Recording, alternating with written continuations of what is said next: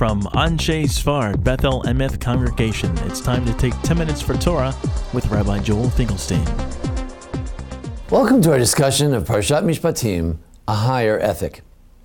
If we look at our Parsha, we find two sections that kind of stand out. Because in a very legalistic section, dealing with, who's right and who's wrong, if your donkey falls in my pit that I dug in the ground, I'm responsible. My donkey gores your donkey. It's all about law. But then in the middle of this, there's something much mushier. Let's call it a higher ethic. There are two cases. Case number one.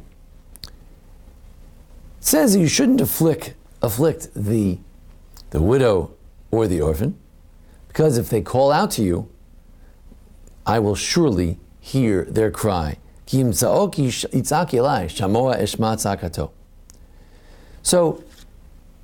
there's the affliction of the orphan and the widow, but then there's something else. It's not just the affliction itself, but it's the fact that they call out to God and that God hears their cry. Therefore, God says he'll bring his wrath on us, and our wives will be the ones who, God forbid, will be the widows, and our children will be the ones who will be the orphans.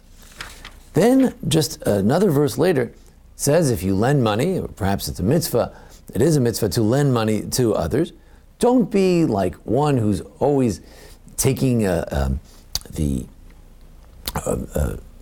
usury from them, but rather, lo tesimun alav nashach, don't place usury on them.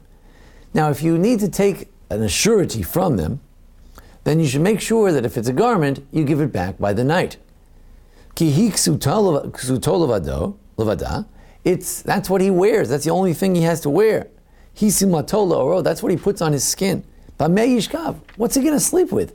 What's he going to wear when he's sleeping? Ayaki yitzak elai, and if he does call out to me, v'shamati ki chanunani, I will hear because I am merciful. Now, let's picture this fellow calling out.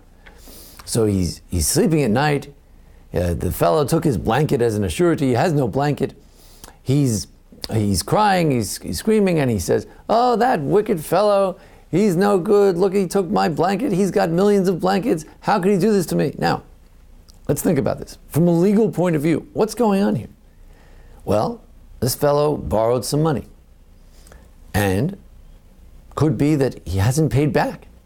And that's why the lender decided to take an assurity. And he's calling out to him. Similarly, even with the widow or the orphan, we don't know the exact case here. There's no case. It's if someone is crying, God hears. Now, this is a kind of a scary thought that you might be in the right, the person who's crying could be in the wrong, and God hears the cries of those who are afflicted. It's a very awesome responsibility. It's a higher ethic.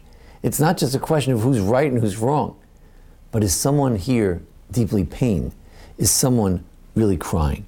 That's part of the question. Now, the prayer is so heard by God because it's so heartfelt. It says, if he cries out to me specifically, Rabbi Volozhin says, the widow and the orphan, they're likely to call out in a very direct kind of way, in a very sincere way. You know why?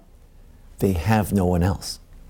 Most people will have someone, first they'll go to their uncle, they'll go to their husband, they go to their wife, they go to the children to try to deal with their problems. But when people are alone and they call out to God in their loneliness, that's really sincere prayer. And that's when the person they're crying about is in grave danger. God will hear his cry. The Midrash, the Mechilta, points out that, look at the power of prayer. Here's one person crying out about his personal or her personal problem or issue.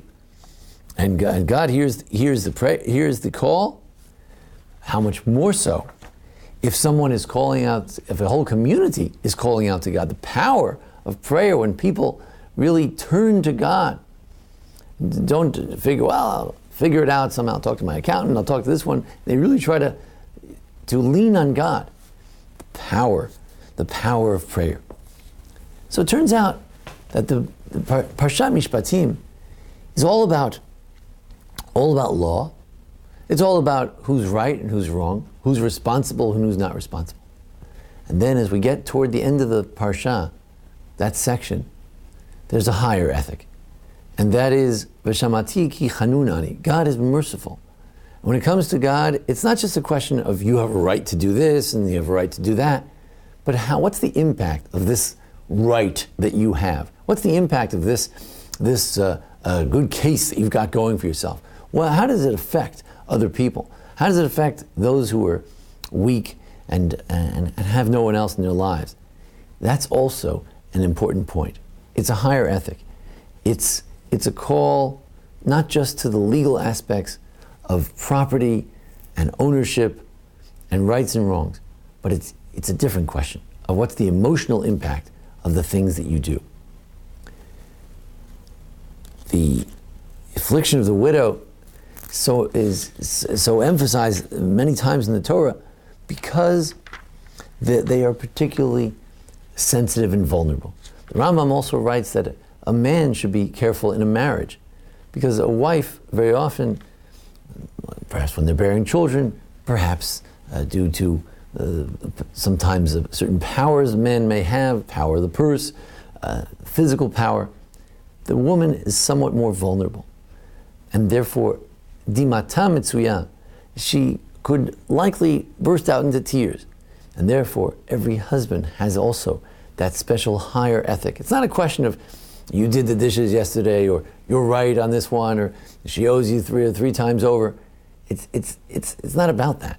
It's about, will this act, this word that you say, this action that you take, will that lead to the tears of others? This too is a very important question to consider as we consider ethics. Mishpatim asher tasim lefnehem. These are the laws that you place before them.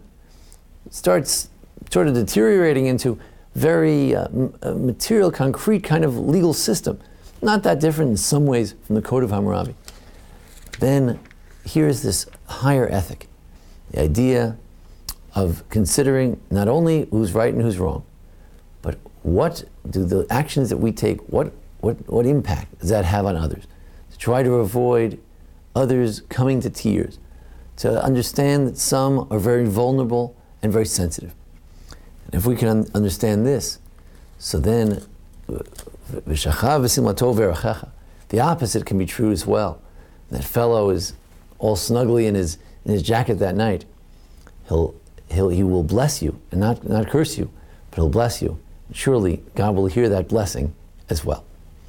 Thanks for joining us here at the Anshe Sfar Bethel Emeth congregation for our discussion of Parshat Mishpatim. Join us each week for our discussion of the Parsha and the various holidays. Thanks to Jason Lefkowitz for the production of this video, and also thanks. This has been 10 Minutes for Torah with Rabbi Joel Finkelstein. To learn more, visit ASBEE.org.